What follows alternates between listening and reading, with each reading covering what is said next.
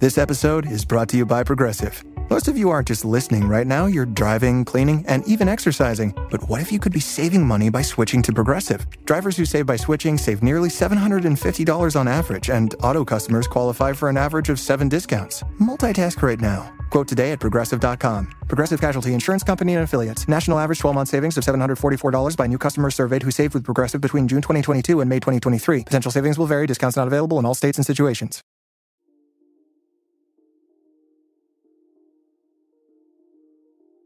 Well, what happened in the early part of the 20th century is when they saw the initial evidence for Big Bang cosmology. And the astronomers who were not theists says, we got to get rid of this. They immediately saw that it was just like what the Bible was teaching. And so they said, and they also realized it made the universe way too young, only billions of years. And they said, this isn't going to work, and we're going to try to salvage naturalistic biological evolution. And so you got mathematicians like Sir Arthur Eddington saying, this is repugnant. It's philosophically repugnant. We got to get rid of this beginning of the universe. But then the evidence became overwhelming. There's no doubt that the universe has a beginning. There's no doubt that it's only billions of years old. And so you have philosophical consequences. But yeah, I think you're referring to certain Christians who want the universe to be only thousands of years old.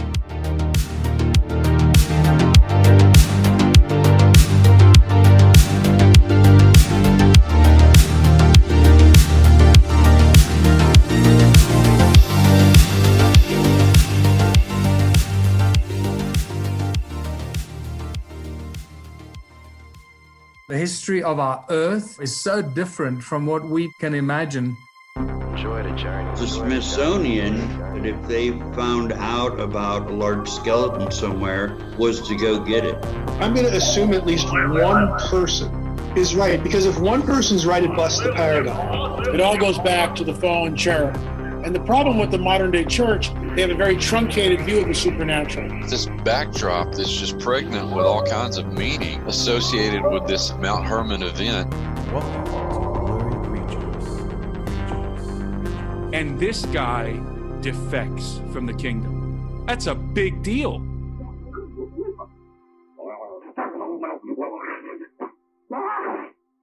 All right, welcome back to Blurry Creatures. We have a fun one today, Luke. We got Hugh Ross here, astrophysicist, author of over 20 books. Our podcast, I don't know how much you know about us, but we talk about all the weird stuff in the Bible and all the weird stuff that happens today and in ancient history. And so a lot of that is going back to Genesis, going back to ancient history, talking about the megaliths, pyramids, the giants, and these creatures that people see today, as obviously we're called Blurry Creatures. But we're excited to have you today. You're from San Dimas, and we have this 80s vibe on our show. Well, I mean, Hugh's actually Canadian. And he hasn't apologized to us yet, but I'm waiting for it to happen. Right? Okay. Canadians love to apologize. No, but I mean...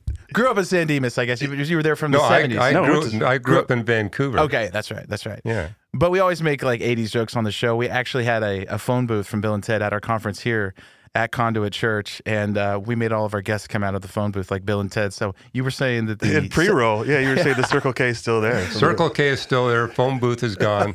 And we live about a mile from the Circle K. There's not many astrophysicists you can make Bill and Ted's jokes with, and that's why I think it's pretty cool. I mean, with an astrophysicist, perhaps you could put the phone booth back together and make it functional again. There's might be a project out there. Well, the time machine would be a problem. But welcome to Blurry Creatures. We kick it off all the time. Like, what are your thoughts on Bigfoot? That's the question we've asked everyone from theologians. Well, you're asking the right guy. Let's go. I was raised where Bigfoot was invented. Oh, they called it Sasquatch. Yeah. So British Columbia is the source of all the Bigfoot stories that you hear. Yeah. And what really got it going was in the early 1960s, the engineering students at the University of British Columbia, they had a guy who was 6'8" and 300 pounds. So they came up with a Bigfoot suit for him, and they created shoes made out of plywood that were 2 feet long. And then they put him up in the mountains north of Vancouver, where in the wintertime, had him tromp around in the snow. They had a big circle of engineering students around him because they wanted to make sure he didn't get shot by somebody. And they took all kinds of blurry photos of him. Hey. And that really got Sasquatch up and running. Blurry photos, dude. This is... Yeah, and what we do a lot of, like we talked to the premier Bigfoot scientist, Jeff Meldrum, early on our show. And he's got all the casts of this creature. And I think a lot of the things we do on our show is we go for the data. We try to be more scientific. We don't just bring on the weird stories and then... we do that a little bit too, though. Well, yeah, we do that. But I think that we are data-driven, and I think there's a lot of paranormal shows that don't really want to get into... So how come you went with Bigfoot? That's a data-free thing. Well, talk to Jeff Meldrum. He's got the casts, and he's like the premier foot expert in the world, and he was saying, like, look, I know how to look at footprints like nobody else in the world, and he's got, like... what is it, a couple hundred casts of this creature? 10,000 in his office. Yeah. He said in his office. And he has a Bigfoot butt print, which is our favorite thing to ask. He says that somebody casted where he sat down, so we got both cheeks at the same time. All right. So we try to, prove the case that this creature is out there and it's not just a hoax. There are hoaxes. Right. There definitely are people out there who are trying to hoax people, but it's still been going on for hundreds of years, and you have all these different names in Native American culture for this creature, and it's amazing to us how many times we'll bring somebody on talking about something unrelated to Bigfoot, and they'll have a Bigfoot story. They'll have seen him, had an encounter. Just for shout, there was one in Franklin, of all things. Yeah. Dude, next door has been wild. You don't live here, but you know what next door is, like where you have this like social media for your neighbors, and you have to like opt in. It sounds really dumb to explain this, but essentially it's like all your neighbors are in the same little group.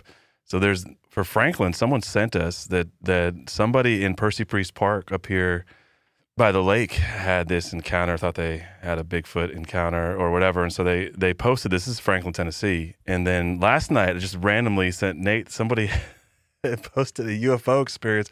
And I texted Nate, I'm like, what is happening here on number one on Nextdoor, which is supposed to be like just people complaining about their neighbors and the people that cut their lawn or painted their house or do a good or bad job, whatever. It's really just people. It's really just a lot of people complaining, but it's starting to get weird out there. Everybody in the neighborhood's seeing something out here. It feels like Stranger Things. Well, you see stuff, but where's the hair? Where's the bones? Right. That's always the question. Yeah. Like I like it. Where's the body? Well, right? I mean, we've tried to tackle the skeptical part of the story. Where are the hair? Where's the bones?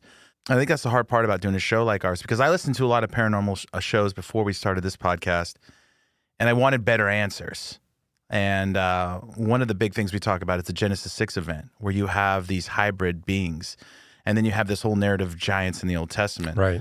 And where do they come from? How is that possible? And we try to look at all the data for the giants existing through things they might have built, and then you have the Smithsonian showing up when these things are being unearthed by farmers around all North America.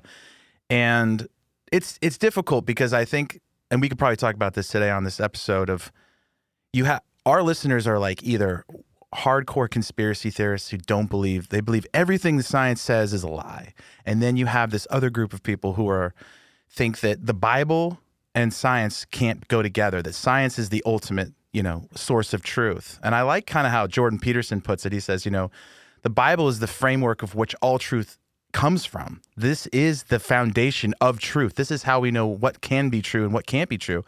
And I don't even know where his heart is in terms of his salvation, but he seems to be on this kick lately of going through the Bible and trying to put these things kind of back together. And we were here Sunday listening to you, and I love that you kind of are marrying science and the Bible again. And I think that sometimes our show is a little bit more in the conspiracy realm, and it gets a little weird.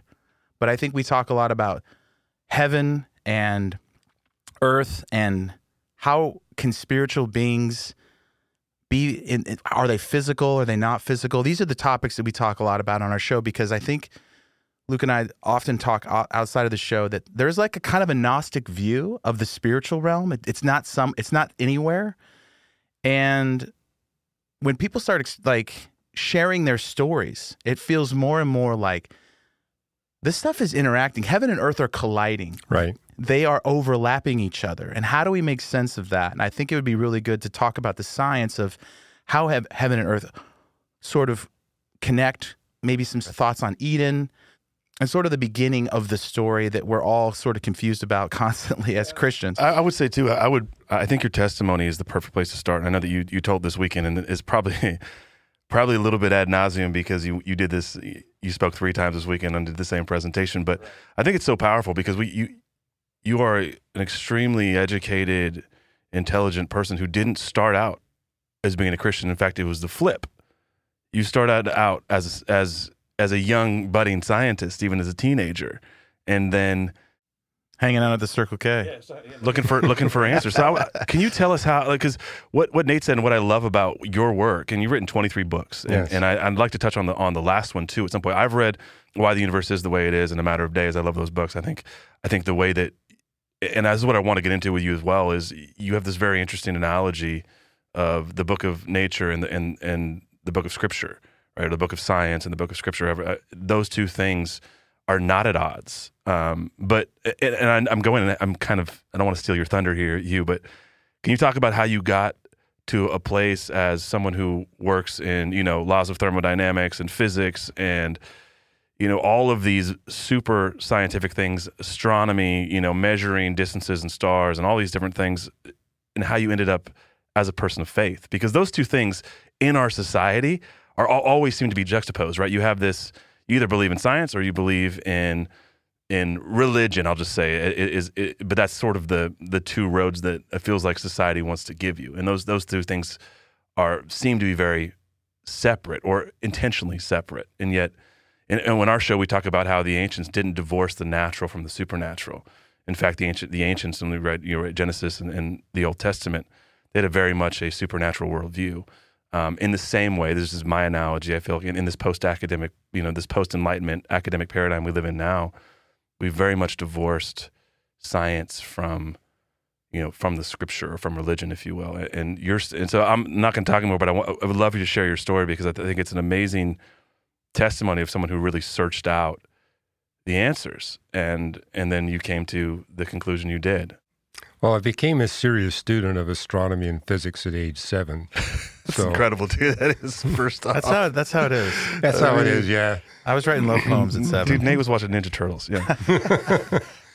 No, but every year I was growing up, I would look at a different subdiscipline of astrophysics. And when I was 16, I spent a year studying cosmology, the science of the origin and history of the universe.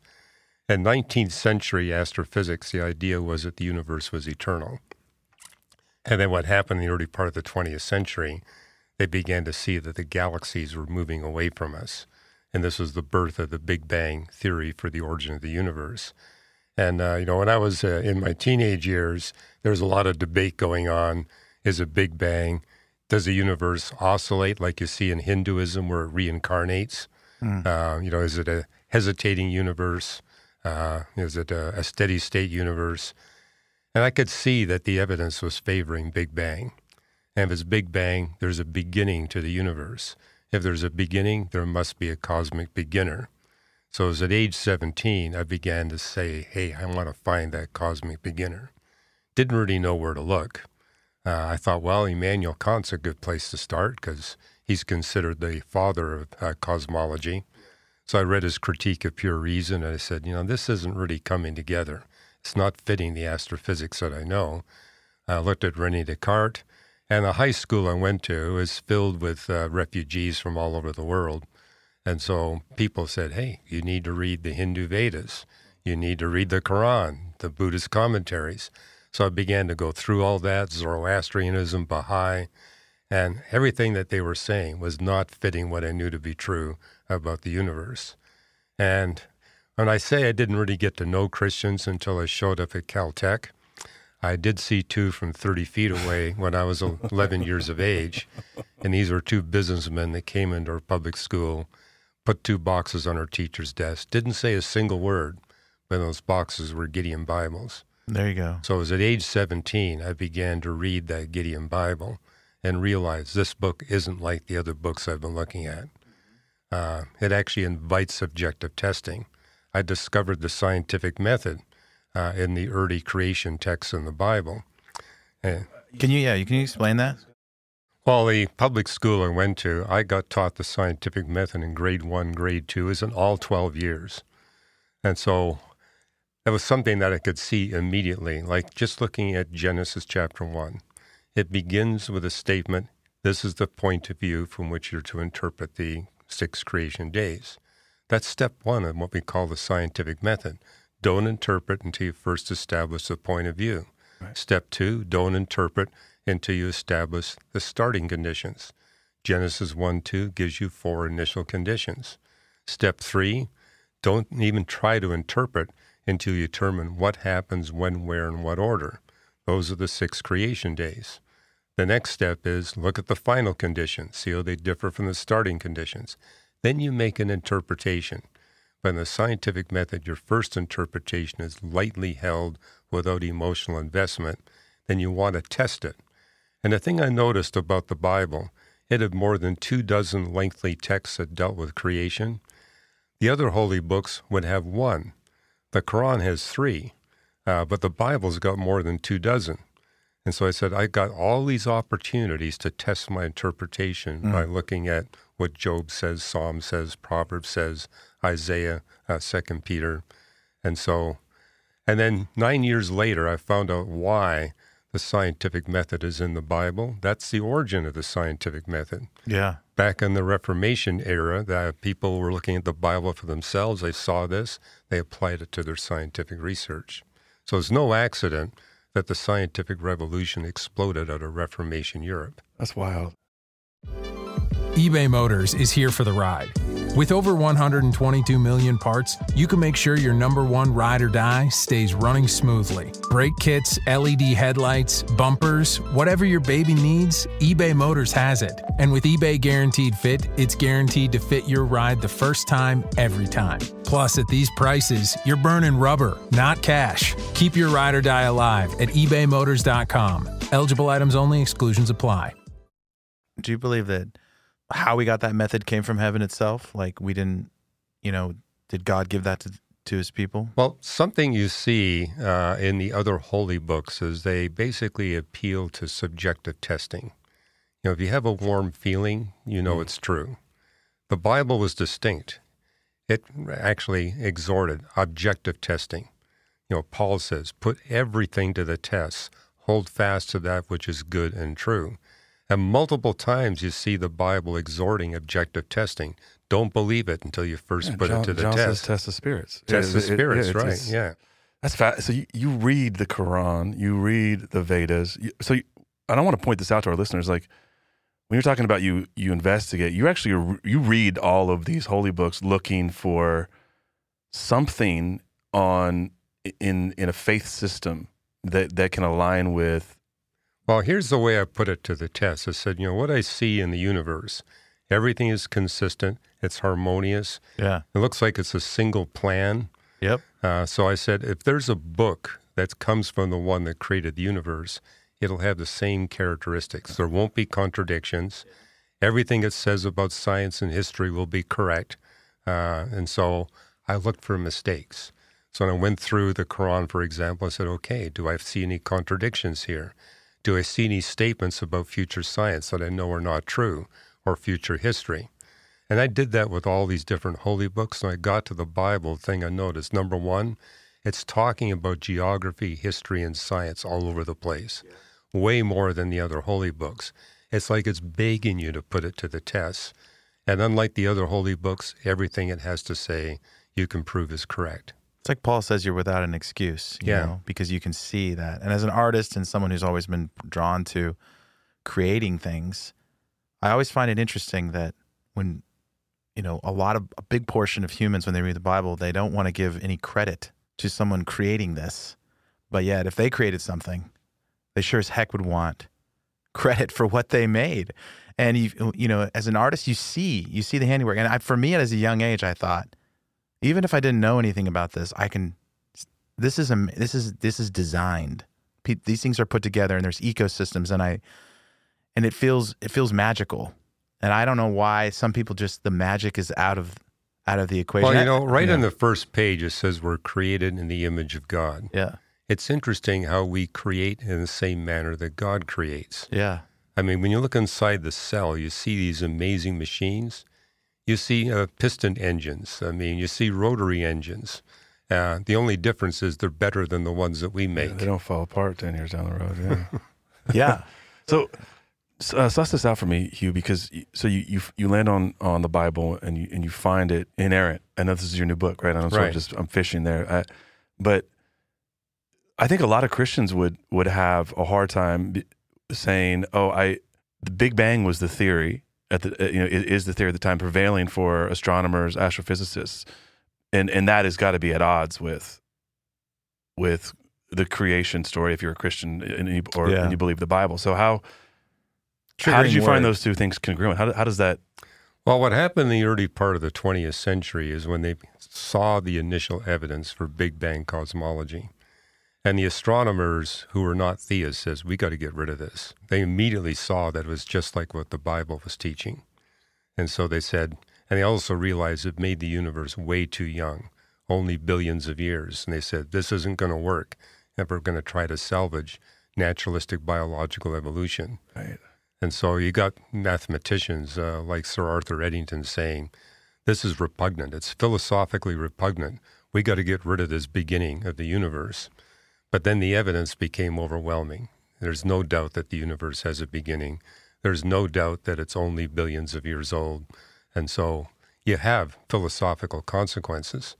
But yeah, I think you're referring to certain Christians who want the universe to be only thousands of years old.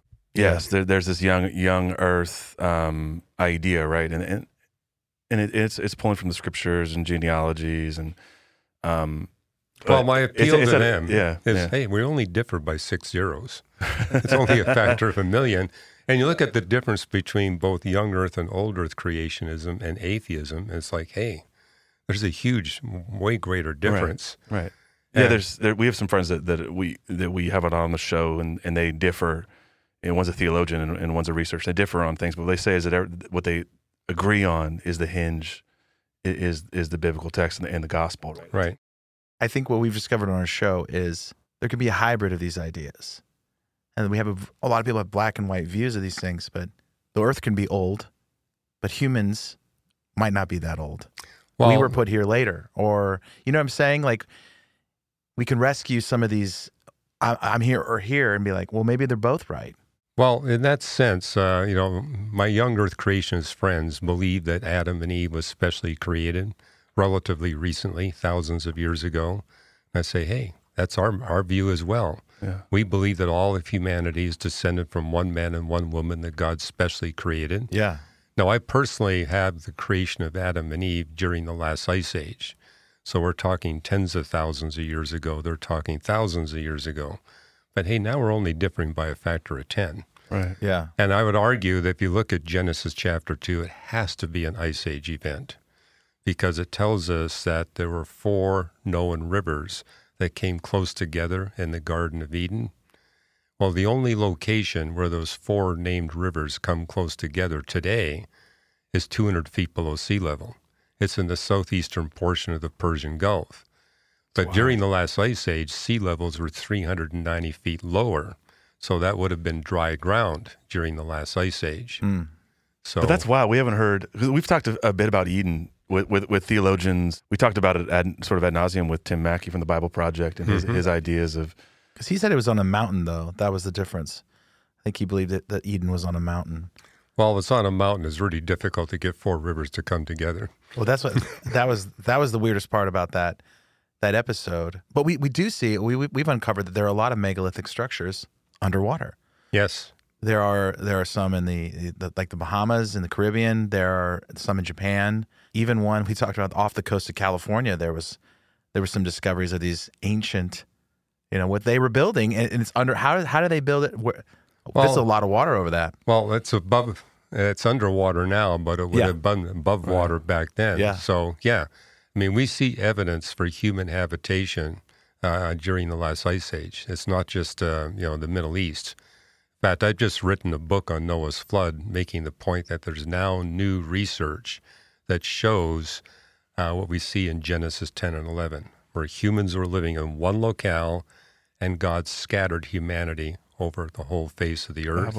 Yeah. What's interesting is you get the same date for the migration into and colonization of Northern Europe, Southern Europe, Western Africa, Australia, Tasmania, New Guinea, Borneo, the Philippines. All of that happened at the same time. But that date is 42,000 years ago. Oh, wow. So, I mean, you're in the last ice age, which means Noah's flood would have to happen a little bit before that. Why do you think Christians have a problem with old Earth? Well, I think the big reason why is they struggle with the concept of death before the sin of Adam. And so they blame Adam for all sin, but it's basically, they think, all life. And I keep reminding them, if you look at Romans 5, it says death through sin what came upon all people. So it's not talking about plants and animals. We're the only species that can sin. And so Paul is being very careful to say, no, this is the initiation of human death. We're not talking the death of plants and animals. And also notice, this seems to be a controversy for people who live in cities. If you live in cities, you don't see the advantages of carnivorous activity. But people who live in rural areas recognize, hey, you get rid of the carnivores, the death rate of the herbivores skyrockets because there's nothing to check the disease. There's nothing to check the overconsumption. That's like Yellowstone. Yellowstone was a great sort of microcosm of that. When they got rid of the wolves, things went haywire. The whole ecosystem was messed up. I wanted to, can you walk us through your sussing out, because this is the whole story. Like you read through all these holy texts, you find that your views in science are backed up by the creation story, and this is how it works. And I know this is also the point where a lot of Christians diverge, because if you're a young earther, 7 days is 7 days. But we know that there's a lot of sort of ambiguity about that word in the entirety of Scripture. And when you walk through talking about the Hebrew and the way that you see creation from a scientific and also from a biblical standpoint, I think it's a compelling case that I would love for our listeners to hear. You sort of briefly to walk through that if you feel comfortable, Hugh. Yeah. Well, I wasn't raised in church. I didn't know Christian. So when I looked at the Bible, I was just reading it the way it was on the page. Right. I didn't even know there was a controversy in this issue until 9 years later. You're like, wait, what? What's going on here? But, as I opened it up, I said, okay, this word day must have at least 3 distinct literal definitions, because 3 are used in the text.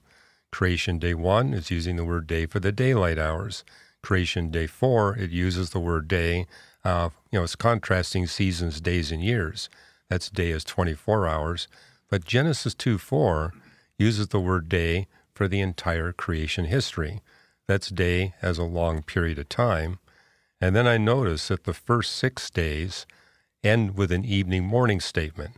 And I didn't know what the Hebrew words for evening and morning meant, but I knew at a minimum that evening-morning phrase was telling us each day has a start time, each day has an end time. Day 2 ends and day 3 begins. So it's 6 consecutive periods of creation. Then when you get to day 7, there's no evening-morning phrase, which means we're still in the 7th day.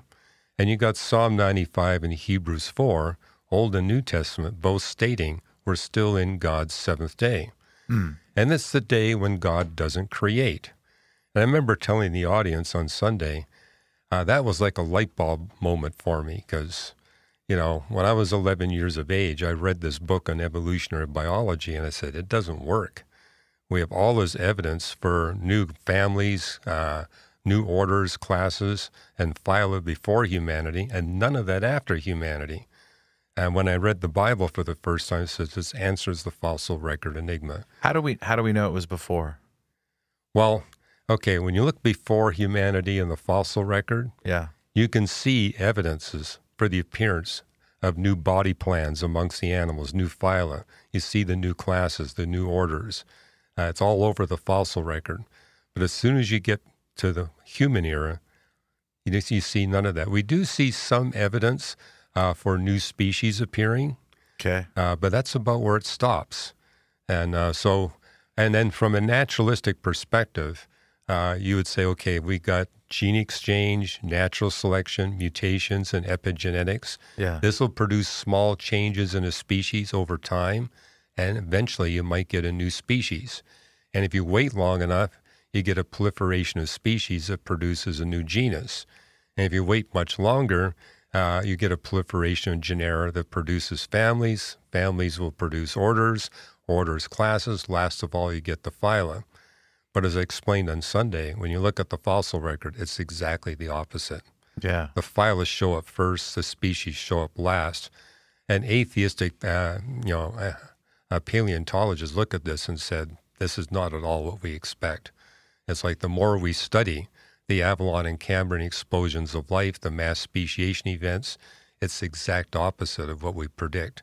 From a materialistic perspective, something beyond the material must be in operation. So things aren't evolving. Yeah. So the Darwinism is trash. I mean, I don't know how to say it. It's bad science. It's bad theory. It's bad science because. Well, I will say this in credit for Charles Darwin. He said, look, if my theory is right, these are things that you'll discover. And what I find fascinating is that he made a prediction. Okay, the animals that look most like us will also be the most like us in terms of mental and intellectual capabilities. Interesting. He said, test it. Nobody tested it until the 21st century. And what they discovered is that chimpanzees are not the smartest non-human animals. It's crows and ravens are the smartest non-human animals. Yeah. They're way smarter than the big apes. And they hold grudges too. That's the rumor. they know your face, and if you're mean to them, they know. Yeah. So let's walk us through creation here then. You know, as a guy who was in the studio a lot, made a lot of songs, recorded a lot of songs, you start somewhere and you need those parts and those layers in order for the song to come together. And when you read the Genesis story, you see that God is really specific on how he sort of adds these layers to creation. What do you see there? And do you see how it's a scientific way that he does this? Because you need, as we know, other animals and plants need each other. Well, that's what got to me when I was 17 going through the Bible for the first time. It's like everything is correct. It's all in just exactly the order we would expect from a scientific perspective. It's like you get in Genesis 1:3, let there be light, and I says, okay. And you got the Spirit of God brooding over the surface of the waters. I said, that sounds like the origin of microbial life. But not until day 5 do you get animals. Not until day 3 do you get any kind of vegetation. And so it's like, this is what you'd expect. It takes billions of years of microbial activity in order to transform the chemistry, the surface of the earth, so that plants and animals can exist. And so, yes, we would expect the trees would be late, the animals would be late. And then you get into creation day 6. It mentions 3 different categories of land mammals. And they're the 3 categories that are crucial for launching human civilization. So it's like, last of all, God created these land mammal categories that would help us launch civilization. The proof of that is when humans came into Australia, they wiped out 94% of all the large-bodied bird and mammal species. They couldn't get out of the Stone Age. We need those animals in order to launch civilization. So it's like God provided over the history of Earth with everything we need, not only to live, but to have global civilization so that we can take the good news of how we can be redeemed from our sin to all the people groups of the world. It was his intent all along that we'd have civilization and technology, but that required certain plants, certain trees, and certain animals. Do you know, when I'm hearing you describe this, it kind of sounds like the modern scientific narrative is similar. You know, they believe it was a long time and these things evolved. And Christians say someone signed the painting. Yes. And there is a signature on there, and modern science just can't put that signature on the painting. Why is that? Well, they do for the universe. I mean, I've got 50 books on what's called the anthropic principle. Almost all of them written by people who are not believers. And they say, when we look at the universe, we see overwhelming evidence that has been designed to make possible the existence of life. But most of them stop at the level of the universe. And so what I did in Design to the Core is say, we don't just see it at the level of the universe. We see it in our super galaxy cluster. We see it in our galaxy cluster. We see it in our galaxy. We see it in our star. We see it in the planets that accompany Earth in the solar system. We see it in the asteroid and comet belts. We see it in the interior of the Earth, the interior of the Moon. It's ubiquitous. It's on all size scales, which means that there must be a creator that was intent on creating a planet on which humans can live and thrive, where they can have the technology. And see what happens there, we're now bringing the creator up close. At the level of the universe, you can keep God at arm's length. But when you're talking our star, our moon, our planet, the life on planet Earth, now it's very clear. This is a God that's paying attention to how I live my life. And a lot of scientists, and not just scientists, but a lot of people in general, they're uncomfortable with a God being that intimate because it means that this is a God that's evaluating my life. Yeah. And so if you want to be autonomous, you're going to be wanting to deny all this stuff. And you see this in Romans 1. They know the truth, but they engage in self-imposed ignorance because this is threatening their autonomy. This episode is brought to you by Progressive Insurance. Most of you listening right now are probably multitasking. Yep, while you're listening to me talk, you're probably also driving, cleaning, exercising, or maybe even grocery shopping. But if you're not in some kind of moving vehicle, there's something else you can be doing right now. Getting an auto quote from Progressive Insurance. It's easy, and you could save money by doing it right from your phone. Drivers who save by switching to Progressive save nearly $750 on average. And auto customers qualify for an average of 7 discounts. Discounts for having multiple vehicles on your policy, being a homeowner, and more. So just like your favorite podcast, Progressive will be with you 24/7, 365 days a year, so you're protected no matter what. Multitask right now. Quote your car insurance at Progressive.com to join the over 28 million drivers who trust Progressive. Progressive Casualty Insurance Company and Affiliates. National average 12-month savings of $744 by new customers surveyed who saved with Progressive between June 2022 and May 2023. Potential savings will vary. Discounts not available in all states and situations. Do you think that's because scientists are trained to feel that way about things? Because, you have to kind of be like a Supreme Court justice, and you just have to be like, I'm devoting myself to the Constitution, and I can't bring my feelings into this. Well, scientists are just like everybody else. And so, there are a lot of believers in the scientific community. I mean, it's a myth that all scientists are atheists. Yeah, but it's like that you have to get out of that. You can't change the data because you feel a certain way. It's, you know what I mean? Well, we scientists are, trained to be objective, to put our feelings aside. But if you're truly objective, it's clear there's a creator behind all this, and it's a personal being. And it's a personal being who wants intimate contact with his creation. So if you're truly objective, that's the conclusion you come to. But not everybody comes to that conclusion because that threatens your personal autonomy. Yeah.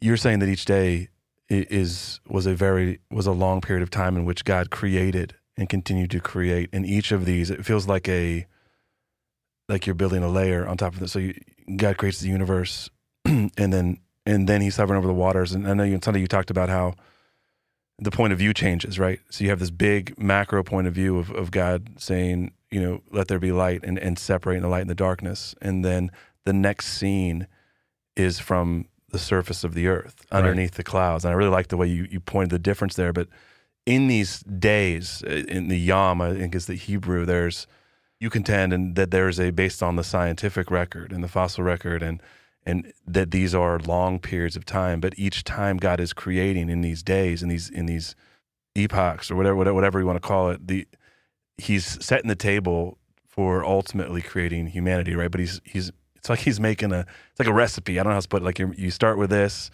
and then you're making the base for the soup, and then you're adding in, and all these things build upon each other to allow for humanity to be able to exist. Yeah, we're talking 6 long, finite periods of time. And like in astronomy, our data comes from the past because it takes time for light to travel from the galaxies that we observe. And so you got people like Freeman Dyson saying, when you look at the universe, you can't avoid the conclusion the universe knew we were coming. It's like you can see this being step by step by step prepared for the entry of human beings at the one time window when humans can exist. We couldn't have existed earlier. We can't exist later. We're living in that narrow window of time in which the physics of the universe and the earth allows us to live and thrive. And so the time window is going to close, but the time window is going to be open long enough that we get to move from this creation to the next creation. And that's actually, before I wanted to ask you about that before we got there, but I was going to say, I want to just reinforce that what you're saying is that as this process of creation is happening, this is not evolution. God is actually creating the animals as fully, like they're full. Well, a good analogy is right? watching someone build a home for you. They put the framing up first, then they put the drywall on, then they put the electrical in. And so we got God doing the same thing. He's building a home. And we have Jesus saying, I'm going to go away and build a home for you in the new creation. Yeah. And so again, it's a step-by-step process. And we're created in the image of God. Notice, we create the same way. Do you believe that you could go to heaven right now if there was a way, there's some technology to get there? Is it a physical place? Well, the easiest technology is just to die, right? True. Hey, here's the quick way. Well, I say that because sometimes in my church, people say, I want a perfect healing. They say, do you really know what you're asking for? Yeah. You're asking for immediate death so that you can be perfectly healed. So, well, like at Jesus' baptism, it opens up. Yes. And we see it. Right. And God says, "This is my son," and is it someplace we can go to? Well, we know there is, just based on the physics of the universe. We have space-time theorems that prove that space and time are created, which means there has to be a causal agent beyond space-time, matter, and energy. So there clearly is a realm beyond this physical universe. The physics proves it. The Bible's been stating it for thousands of years. We got Jesus rising bodily from the dead. Yeah. No one can deny that historical fact. And so it's like, and hey, we do realize that we're not just physical beings. You can't explain the operation of our mind. Mm-hmm. Our brain is not adequate to explain everything our mind does. There has to be something beyond the chemistry and the physics that explains what we do just with our mind. So like a software. There's a software in there running. Well, that's more than software. I mean, our brain is the hardware. We can see the software operating within the brain, but we don't see the programmer. And so there's something beyond. And physicists have devoted, thick books to trying to understand, can we explain the human mind with the physics that we know of the human brain? And the answer is no. There really is a spirit nature to us human beings.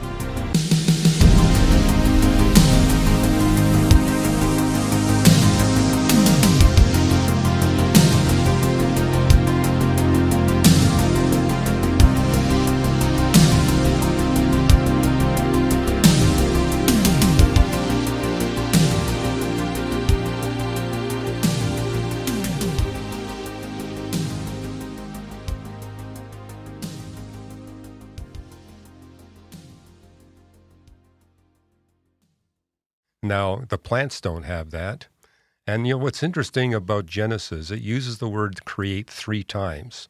First for the universe, the second time in creation, day 5, for soulish animals. And it's referring to these animals that are endowed with mind, will, and emotions. French bulldogs, definitely. Yeah, definitely French bulldogs. So, and you can't explain that emotion from physics and chemistry and biology. But then it says that human beings, it uses the word create again. We're not just physical and soulish, we're also spiritual. Now, as I was mentioning on Sunday, God designed these animals to form relationships with a higher species, us human beings. He designed us to form a relationship with a higher being, God himself. There's an order, yeah. I wanted to ask this, you're sitting with an astronomer and a physicist. There's some chapters in your book and why the universe is the way it is that talks about the necessity for the laws of physics and the laws of thermodynamics and electromagnetism and these things that God has intentionally created that hold us. And God being a God of order, can you espouse a little bit on how those things, why and how those things hold our lives together? Well, I wrote that book because the only argument that atheists have for their atheism, they say an all-powerful, all-loving God would not tolerate evil and suffering for his creatures. Yeah. And I said, someone needs to write a book about the physics of evil.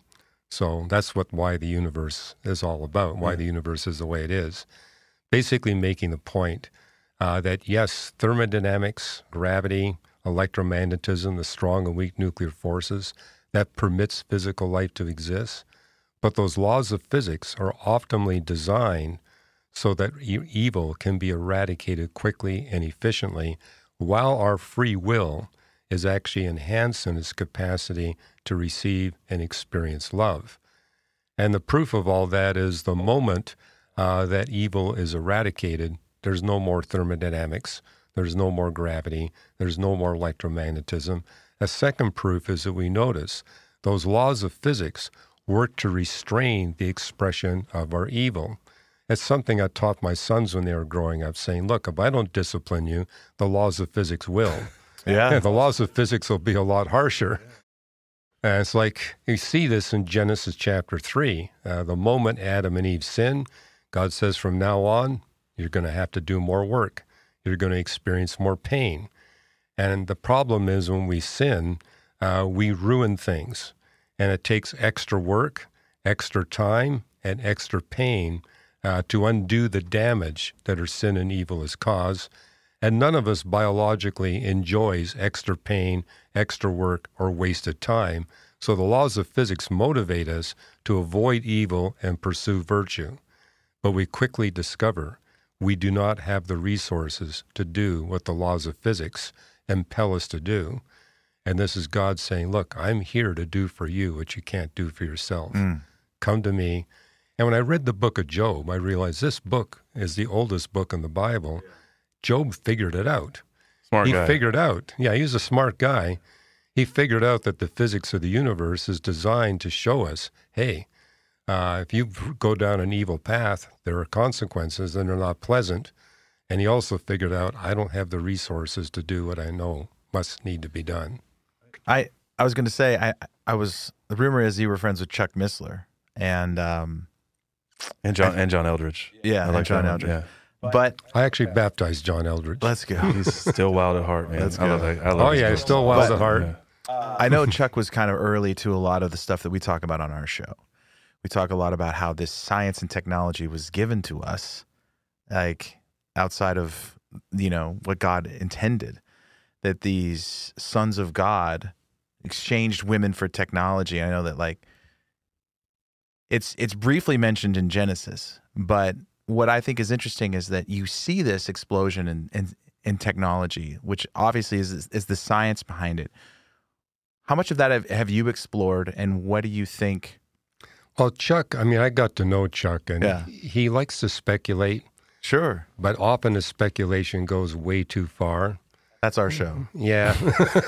We love that. But, I was explaining to Chuck, the ancients didn't need any help from supernatural beings to do everything that they accomplished. It's in my latest book, Rescuing Inerrancy, where I got a chapter saying the ancients weren't stupid. They built thousands of stone observatories, so it was no problem for them to build pyramids and other structures that were accurate to an arc-minute precision. They had the technology to pull that off. They didn't need any help from extraterrestrial beings. Well, that's the ancient alien theory, right? Yeah. And they knew the world was spherical. They knew how far away the sun was. They knew the stars were bodies. They were not dumb at all. So I was going to ask you about that. Like, what are some things that they did scientifically? You can look back and be like, yeah, they knew stuff that we didn't know today. Well, we now know that because when I was in school, we were taught that the ancients believed the world was flat. The truth is, no matter where you go in the world, they all knew that the world was spherical. The flat earth hypothesis was actually invented in the 18th century. And was invented by European philosophers who were intent on discrediting Christianity. So they came up with this idea that the ancients believed that the world was flat, that they believed that there was a metal dome over the earth with water above. And I make the point, hey, in Egypt and Mesopotamia, they were irrigating their agricultural land. They knew Archimedes' principle, that there's a limit to how high up you can pump water. So they knew the dome thing wasn't correct. And one of the things I put in my latest book, Rescuing Inerrancy, what's interesting about humans, we engage in fantasy. And that's counter to our best interests in terms of basic survival. You want to spend all your time making sure you got food on the table and shelter and all that. And yet even the most primitive societies, they spend an inordinate amount of time on fantasy. And all of us enjoy that. And so I say, hey, the ancients wrote about this dome over the earth, but that was part of their fantasy literature. It was not part of their science literature. So I'll give you a quick example. How about 15 centuries from now, we have archaeologists, doing their work in the ruins of Hollywood, and they find these film canisters and say, boy, people in the 20th century were sure dumb. They thought dinosaurs roamed the earth and people were making pets out of them. And so, they could easily presume that the Flintstones was actually a science documentary, but in fact, it's just fantasy. Yeah. And so it's crucial we distinguish between the fantasy literature of the ancients and their science literature and their history literature. Something you said that I wanted to flesh out because we almost got there with day 7 of creating, right? And so we know that, and you mentioned this, when God creates the new heavens and new earth, when the New Jerusalem, we talk about sort of right. all that stuff comes down. You said that all of the laws of physics, thermodynamics, those things, and gravity, et cetera, will cease to exist in this new space. Can you talk about your ideas of what the second creation is going to sort of entail? Because it's interesting. I love the way you put that. Like, day 7 doesn't end, and God is resting; He's not creating, right? So that's why. I think that's super interesting because we don't see the things that we would have seen in the previous days, right? Like, it is as it is until. Well, for 6 days God creates; on the 7th day He rests. The 7th day will end when His work of redemption is done. What I find interesting is that our Sabbath is a day we put aside to focus on the most important issues of life. And what I notice in the Bible, it says that God began His works of redemption before He created anything at all, which implies everything that God creates is for the purpose of making possible the redemption of billions of humans from their sin and evil. Well, I mean, that's incredible to think about, though, right, Hugh? I mean, you're like, God knew it was coming, and so He intently designed. He intently designed it with redemption in mind. That's amazing, yeah. And what's really amazing is everything we see in the universe, all of its events, all of its components, is designed to make possible the redemption of billions of human beings. In fact, I'm telling my secular peers, look, I know you're not a Christian, I know you're not even a theist, but if you will do your scientific research from a biblical redemptive perspective, it'll make you a better scientist. You'll be more efficient in making discoveries. Based on the principle, everything that we see is designed for redemption. And of course, my goal is that once they see that it works, it makes them a better scientist. They say, gee, I think I better pay attention to what this book, the Bible, is saying about what I need to do with my life. What do you think this new creation looks like then? Well, I think the fundamental point is this day of rest is going to end. God will create again. Jesus said He's going away to prepare a place for us. Yeah. There's an 8th day of creation coming. And for that matter, maybe God's got a whole bunch of creation weeks on His calendar planned out. Who knows? Awesome. The amazing thing is He says, I'm going to use redeemed humans to manage my new creation. And they'll be teaching the angels, and they'll be managing over everything that God creates. And yes, when you read Revelation 21, it says there's no death, there's no decay. Nothing decays. That means no thermodynamics. And then it talks about light where there's no shadows or darkness. This isn't electromagnetism. Right. It's a completely different kind of light. In fact, it says we'll all glow with light, and God will glow with the brightest light of all. Right. So it's like everything's going to be radiating some kind of non-electromagnetic light. And you mentioned the New Jerusalem. I mean, Revelation 21 describes it as an enormous structure. A cube or a pyramid. A cube or a pyramid with corners, and it's 1,500 miles and on each side. Yeah. And as a physicist, I can tell you, if there's gravity, anything that big will be forced into a spherical shape. This is not spherical. It's got corners. Yeah. So we're talking about no gravity. And it's like, okay, if nothing's going to decay, gravity will make things decay. I mean, if you live long enough, your chin will begin to pull down towards your belly. Right. Yeah. Other things sag a lot, too. A lot of things will sag, right? We don't know. We don't know about that yet. It's starting, baby. Hugh, what do you think scientifically changes when sin enters the scene? Like, about Adam? Well, Well, it creation tells us itself. in John 3:18, it says, "Cursed is the ground because of you." It's not that God changed the ground. He didn't change the physics. He didn't change the earth. It's humans that were changed. And because humans are now sinners, when they work the ground, they spoil the ground. The ground doesn't produce like it should. We see this today. Farmers are abusing the soil that they're trying to get food from. And so our abuse makes it less productive. We abuse the animals instead of taking good care of them. We abuse them, and they become less productive for us. So, yeah, what changed was human beings. And we see that explicitly stated in Jeremiah, where God says, hey, you people change your mind all the time, but I'm a God that's immutable. I don't change. As proof, look to the laws that govern the heavens and the earth. As they don't change, I don't change. So the physics has been intact since God created the universe. They'll remain intact according to Romans 8:23 until the full number of humans that God intends to redeem have been redeemed. When that happens, the laws of physics will have fulfilled their ultimate purpose, and God will replace the laws of physics with different laws of physics. I think he's even going to replace the dimensions. We're not going to be constrained to a single dimension at time in the new creation. I don't know about you guys, but when I gave my life to Christ, I thought, gee, my name's near the end of the alphabet. I'm probably going to have to wait several million years to have a private conversation with Paul or Moses or David and realize, wait a minute, I'm wrong. In the new creation, we're going to be delivered from linear time and be able to experience geometric time. So billions of us will be able to have a simultaneous private one-on-one conversation. What do you think changes about humans then, scientifically? If creation's cursed and it's still fairly what it was, what changed about a human being? Well, what changed about human beings is that we now are in rebellion against God. And so we were not taking instructions from God. I mean, God says, hey, I'm making you human beings managers. You're to manage the planet for your benefit and the benefit of all life. But because of our sin, we say, hey, we're going to put our benefit above the benefit of all other life.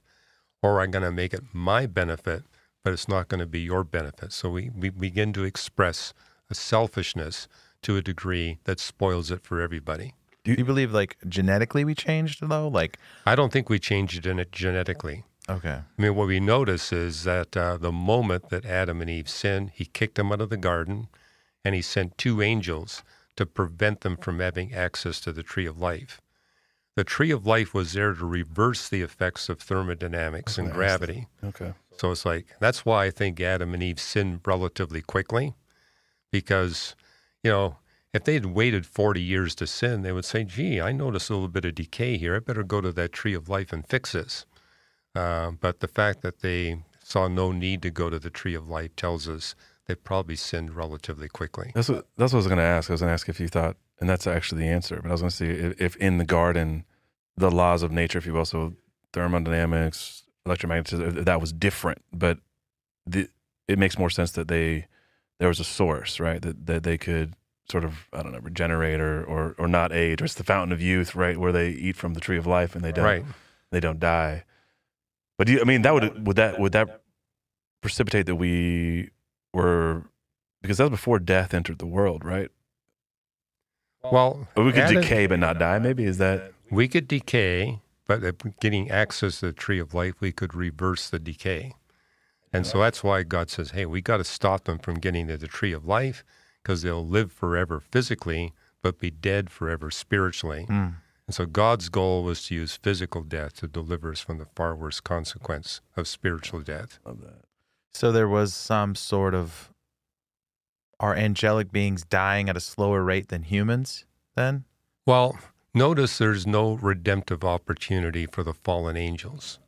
When they sinned, it was permanent, because they're already in an eternally existing state. And so that's why God rushed to ensure we didn't get access to the tree of life. He didn't want us to be in the same horrible spot that the fallen angels were. It's an act of mercy. It was an act of mercy, saying, hey, Notice he loved us so much he even was willing to have his own son be killed on our behalf. Yeah, I know, and we talked about that a little bit on the show. That it seems like some people have a little bit more of a Gnostic view of Eden. It's more like you said, fantasy, ghostly. It wasn't actually an actual place, metaphorical. No, I think it's a real place. It was subject to the same physics that everywhere else here on Earth is subject to. The physics was no different. The only difference was it was planted by God. It's a lot easier to take care of a garden that someone actually fixed up for you in the first place. Yeah. And then there was that tree of life in the middle of the garden where they say, hey, if you ever notice any decay, you can go there. Do you think that, okay, if we have this longer time period and the Earth is much older, were there other humans existing around Adam and Eve when they were in Eden? I don't think so. We do know there were bipedal primates, but every one of those bipedal... Sasquatch? No, not Sasquatch. Neanderthals? He was out there. Neanderthals, yes. Come on. I think Homo he was out erectus, there. yes. Well, I mean, you talk about Sasquatch. There's been speculation that maybe some of the Neanderthals survived, and that's what Sasquatch is all about. Let's go. All hairy guys out there. Well, some people say, there was there's language that seems to suggest there were Eden was set apart with Cain and marking Cain, and there's people that have an idea there was pre-Adamic people groups. Well, for what it's worth, I got a whole chapter on the Nephilim in my book, Navigating Genesis, and an appendix. And you might like this. I got a piece in there called The Physics of Basketball. Hey. And the physics of basketball is that your ability to sink a basket, given equal skill, goes up with a square of your height, which means a 7-footer should get twice as many baskets as a 5-footer. But what you notice in the NBA is that once you get above 7 feet, their scoring ability drops. And Steph Curry's not tall. Yeah. Well, the problem is that you lose mobility when you get to that height.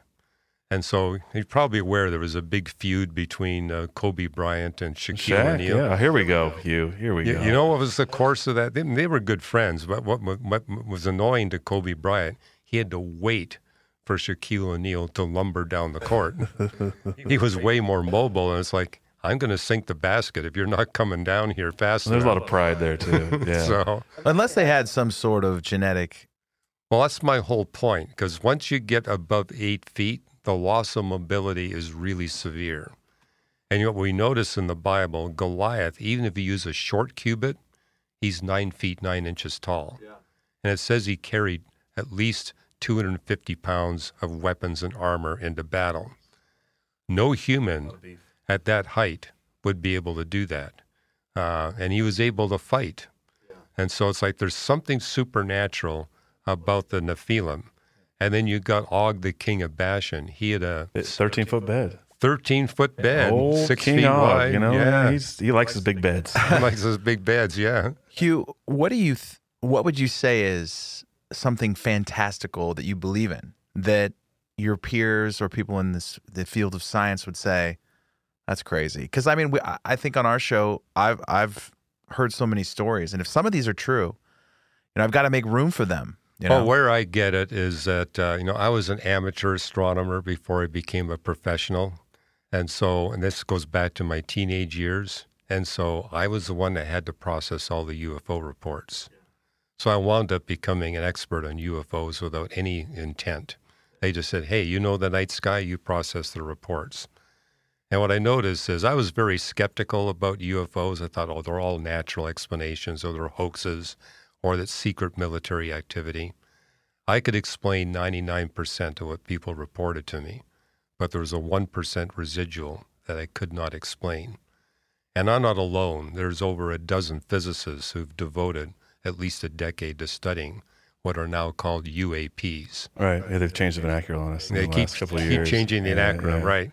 Well, those are supposedly non-government, and then the UFOs are government, so that's at least. Well, what I can share with you is there's about 2,000 documented cases where multiple observers see a UAP going through the atmosphere and going through at a high velocity, 5,000, 10,000 miles per hour, no sonic boom, no heat friction, Yeah. and they actually crash into the earth. You go to the crash site, you see a shallow crater.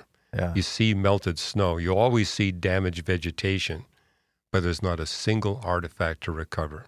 No debris. Every time? Every time. No debris, What no do you think artifacts. about Roswell? Because they found the Oh, craft. I've been to Roswell. What do you think about that? It's a great tourist place. I mean, everybody dresses up like a UFO being. They got flying saucers sure. everywhere. Sure, but I mean, like, so L.A. Marzulli is like an understudy of Missler, went there, and he took a metal detector, found pieces of metal, and then you have Bob Lazar, who... Well, here's the problem. Saying there's elements. They talk about these artifacts, but nobody can produce it. Well, that would be advantageous to our government, right? Well, for example, I've seen lunar rocks brought back by the Apollo astronauts. Sure. I've seen them up close. Did you keep one? No, I didn't keep one, but I had a friend actually handle one of them. He had authority to handle one. So there's no doubt that, we've been to the moon, we brought moon rocks back, but there's no museum that shows a piece of a UAP. What would the problem of a physical craft created by an angel be for you? Well, that's where I'm going. Okay. The fact that we see a crater and damaged vegetation tells us this is a real phenomena. It takes something to make that crater and damage that vegetation. Yeah. Okay. But the fact that we don't hear a sonic boom, there's no heat friction, there's no debris at the crash site, tells us we're dealing with something non-physical. Now, when I was at the University of Toronto, I briefly had Carl Sagan as a professor. Or they're good janitors and they just pick it up. Yeah, but 2,000 places and nothing. Nobody can report anything. Nobody can produce an artifact. Yeah. So, what that tells me, we're dealing with non-physical reality. Yeah. And where I get it from my peers is I say there's no such thing as non-physical reality. But as a Christian, I know there is something non-physical and real. Okay. I mean, we got God beyond space and time, creating the universe. The Bible tells us that God created two distinct species of intelligent life. Humans that are constrained by the physics of the universe, angels that are not constrained. And the Bible tells us these extraterrestrial beings not of Earth. are given the property to come into our realm and leave our realm. We can't go to their realm, but they can come to our realm. So I think we're dealing with an angelic phenomena here. And when you look at the close encounters with these UAPs, we realize this is not beneficial. In every single instance of a close encounter, it's harmful. So I think we're dealing with the fallen angels. And hey, you were talking about Sasquatch earlier. I mean, if you go to Ireland, they talk about the leprechauns. And fairies as well. Fairies, yeah. This stuff has been going on for thousands of years. It's not new. And so we shouldn't be surprised at these. And what we notice is these angels, they can appear in any physical form they want. I mean, we had, Abraham actually giving dinner to two angels. They were eating. Well, do angels have a body? Well, they can take temporarily a physical form. So they can appear as an animal. They can appear as a flying saucer. They can appear as a leprechaun. Can they take over an animal, or they become an animal, shape-shifting? Because shape-shifting sounds like they're magical. They have powers beyond, it seems like, God's created order. They're doing whatever they want. I mean, I've encountered people that have been possessed by demons. Yeah. And this is where a demon comes inside a human being and takes over the body of the human being or the brain or whatever. Well, I've seen that. And they can do that with an animal. So when I read in the Bible about a talking donkey, I said, well, that's within the realm of possibility. Or it's back to the order of creation, right? And we can, maybe at one point we could speak to But animals. as an astronomer, one thing I can rule out, we're not talking beings like ourselves from another planetary system. Because we astronomers are actually focused on getting spaceships to the nearest planetary system. It's only 4 light years away. But we've already figured out the laws of physics will not permit a spaceship bigger than 10 centimeters across. So we're talking tiny spaceships, and even then, what we're looking at is sending 1,000 spaceships that are that small to the nearest planetary system, knowing at least half of them will be completely destroyed before they get there. But we'll have enough of them, they'll be only partly destroyed, they will get back meaningful information. But it is a 50-year project. It's like a fleet of paper airplanes, kind of. Just like the golden record they sent out in space. Yeah. Remember that? No. What was on it? Wasn't that project? Was it the Beatles or something? There was that mission. They put the golden record. It was Viking. Because Viking has left the solar system. Yeah. And it was Carl Sagan who said, well, we're going to leave the solar system. We have to put a message on this thing in case aliens find it. Yes. They put music on a golden record. What do you put on there, though? Like, was it like a mixtape?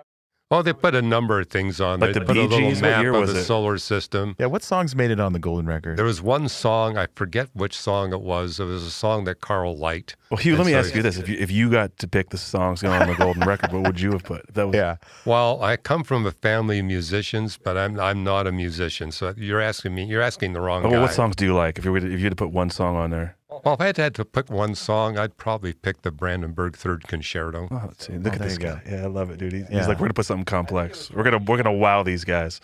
I think there was some classical and there was some modern, and they sent it out there. I just thought that was fascinating as a musician that even became a thing, and they sent it out to space. Hugh, I have one last question here, and that would be, in the new creation, what are you most looking forward to in that sense? If we're not constrained by dimensional or quantums, I guess you'd say, and not constrained by laws of physics and thermodynamics, and you can sort of put yourself there. What are you most looking forward to in that sense? What I'm really looking forward to is being delivered from linear time and entering geometric time. The idea of having intimate relationships with billions of angels and people and God simultaneously, that's a mind blower. So can you explain geometric time to us real quick? Yeah. It means being able to relate in at least two independent dimensions of time. So what that means is I could have a trillion simultaneous relationships, one-on-one, as if we're just talking, just the two of us going on simultaneously. Impossible in one dimension of time, but you can do that in two or more dimensions It's of time. kind of like, if you've seen Interstellar, it's kind of like the Tesseract. You know, that scene where he's kind of... You know what I loved about outside of time. Interstellar? All the equations in the background were correct. Really? Dude, this guy. Let's go. That's Nolan. I mean, that's how he makes his films. The story was weird. I mean, it violated the laws of physics, but the equations were correct. I mean, I love how he can take such an intense topic and mind-bending things and make it, entertaining for the average person. Because we're not smart enough to have a conversation with you, but somehow we managed to do that. I don't know how we snaked our way in here. Yeah. Well, here's the thing is that we have to be in a single dimension of time now. Sure. Because if we weren't, evil would run out of control.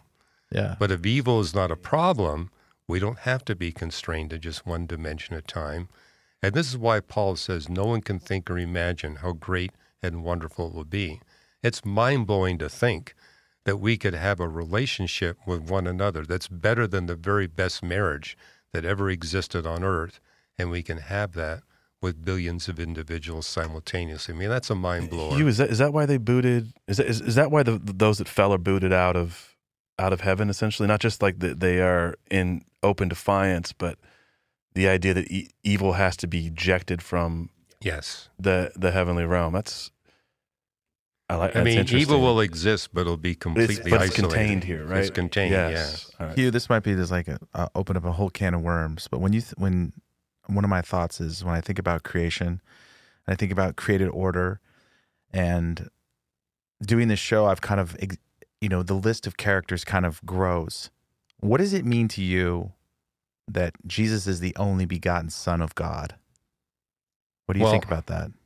He was the first to be raised bodily from the dead. Yeah. So he's the first of creation. Yeah.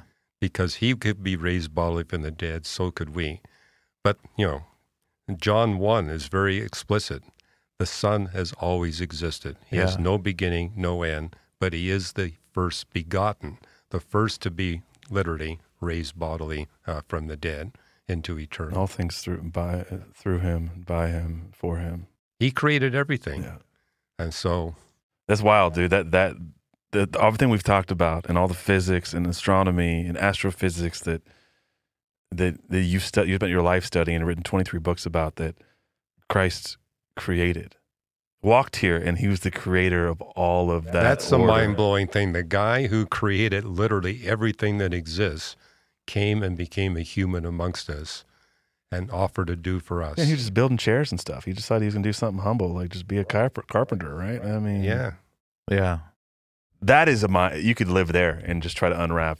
Well, it also blows me away that, he had 4 brothers. He had a mother, he had sisters, and yet in front of a large crowd that included his family, can any of you accuse me of sin? I mean, you're not going to lie to your mother, right? Yeah. Right. I mean, my mom knows that that's not going to work. He always cleared the table. She knows most of the bad things I did. Sorry, Mom. Yeah. I mean, he always cleaned his room, cleared the table, and was nice to his siblings. He didn't make his bed, though. Did Jesus perform miracles when nobody was looking? What do you think? What do you think? I don't know. Well, he says he humbled himself and lowered himself, took the form of a human, and he always went to the Father to do anything miraculous. Yeah. So, I mean, he kept himself in a humble state. The question was because there was a father-son relationship, and that's something that Christians debate over to this day. And I think when you start to look at creation, the intentionality behind everything, you see a father-son relationship. And in humans, that is one of the biggest problems in our society is a broken father-son relationship, all these problems that happen. And the more the show has kind of explored these ideas, the more I understand that. That's what I've always wanted, and that's what I want to give to my sons. And that's a huge narrative then and now that there's a family, and we come back. And none of us as fathers really do an adequate job. No, we don't. Yeah. We don't. It's difficult. What a gift it is, though, Hugh, right? I mean, I was saying this the other day. I mean, we were just talking before on the pre-roll, like I became a dad at 40. You did as well. There's a whole paradigm. This is total not blurry creatures talk, but there's this whole paradigm that opens up where you get a glimpse of how our Father feels about us, and I don't think you get that unless you're a dad. Like, when you see that and you see your son, my son's 2 now, and you just realize the lengths that you would go, for him, and then you go, God feels like this about me, but. Well, let me give you a word of encouragement. You're a lot younger than I am. When they're teenagers, they see all the faults in your fatherhood. Yeah. When they hit their 20s, they see all the blessings of your fatherhood. So stick it out through the teenage years. 20s, that's a little early. I think mine was 30s. 30? Well, yeah, some wait till 30, but eventually you get put up on that pedestal. Oh, I have this amazing story. I was changing it just came up on my Facebook memories. I was changing my firstborn son's diaper, and I feel like it was just a moment that I've never. He looked at me and he said, "Thank you. Thank you, Daddy, for taking care of me." Wow. And I was like, who are you? How is this possible? And my second kid came out as Bam Bam, and he destroys everything. So it's totally different. But my first was like, I'll never forget that moment. And I was like, how did you even think to say that and even notice that I was doing this? It's incredible. That was like God's love to me in that moment of just, this is insane. This whole thing feels fantastical. And I love that you can weave science into the awe and wonder of what it means to be a human, and how the story has been wild since the beginning. And when day 7 gets wrapped up, it's going to get even crazier, and God's going to create again. Well, it tells us in Psalm 19 that we got 2 books, the book of nature and the book of scripture. Yeah. And it actually exhorts every one of us to be a scientist and every one of us to be a theologian. So I tell people in our church, don't leave it up to the theologians. We all need to be involved.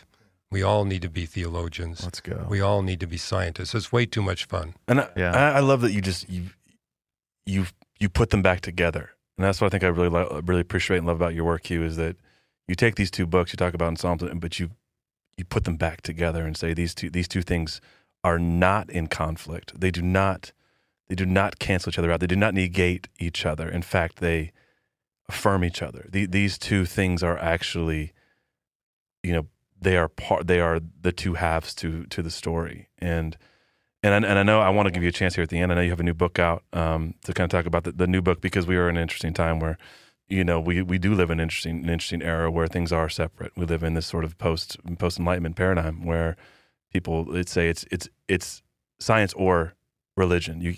And you're here saying, no, we're putting these back together. But you've written a book, both and you've written a book, your most recent book, about the inerrant nature of the Bible. And if you want, I just want to give you a chance to tell our listeners what you got going on. There was a team of theologians that came to me and says, Hugh, you need to write this book. And you have 23 books. I know it's like you say you don't play golf or Or fish. So yeah, you just write books. What a legacy, man. I love that. Well, these theologians are basically alerting me to the fact that in seminaries, there's a walk away from biblical inerrancy. And the reason why they're saying, hey, we can no longer defend biblical inerrancy, the science forces it. It says, Hugh, they're not scientists. You need to write a book. They're attacking you personally, so you need to defend yourself.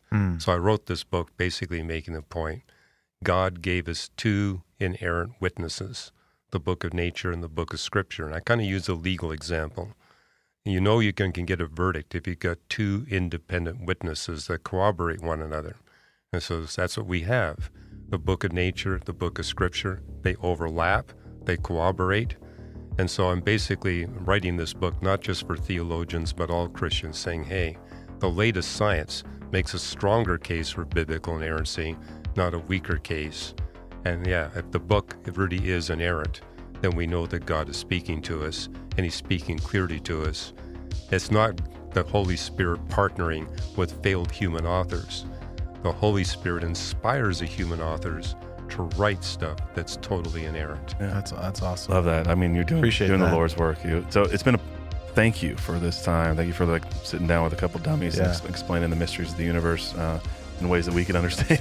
And I can tell you're not dummies because you're asking all the right questions. I appreciate it. And we're going to send you some Sasquatch material. Okay. All right. And shout out to Conduit Church here for having us, hosting us, and their staff. And you guys have been amazing to us over the years. Let us do our conference here, and you guys are incredible people. We brought Hugh Ross in to speak, and I think your message at this point, right? I just want to iterate this one more time. It's so important, It can be yes and. It doesn't. You don't have to pick one or the other. In fact, science and the Bible are harmonious in their relationships. And the Bible says that all of creation testifies to God and to the greatness, to the majesty of God. And I think that you're doing the Lord's work. So, how can our listeners connect with you? What's the best place to find you? Well, reasons.org is our website. And hey, if they want free chapters of my books, reasons.org/Ross. Okay. That's right. If they want free books, I'm just kidding. No. If they want free books, we don't give away the book. Yeah, we do give away chapters, though. We get it. And you write what is either a bi-weekly or every other week. You write an article. It's called Today's New Reason to Believe. They'll find it at reasons.org. And the blog series is called Today. So every 2 weeks I put out an article. You're a busy man. You just thank you. No stopping the Ross train, right? We're not stopping. I'm older than you, so time will come. Just by a little bit. Yeah. Thank you so much for coming on our podcast. Thanks for helping us unpack some of these complicated questions and busting our brains a little bit. It's been a pleasure, guys. Yeah. I mean, I love it when you ask the right questions. It's great. Yeah, it's hard. It's a little intimidating. It is. It's like smarter than 10 of you. I was a little nervous, honestly, just because. I mean, I so appreciate your work, and I remember I was reading your book, and my wife's asking me about it, and I was like, I'm going to try to explain this, but really, he was just talking about all this crazy science stuff that just matches with the biblical narrative, and she's like, oh, cool. And she's like, what about more? And I'm like, I don't have any more. I could read it for you, line by line. Yeah, Hugh. Well, take care, man, and thank you again for spending some time with us this morning. Appreciate it. Very welcome. Thank you. Yeah.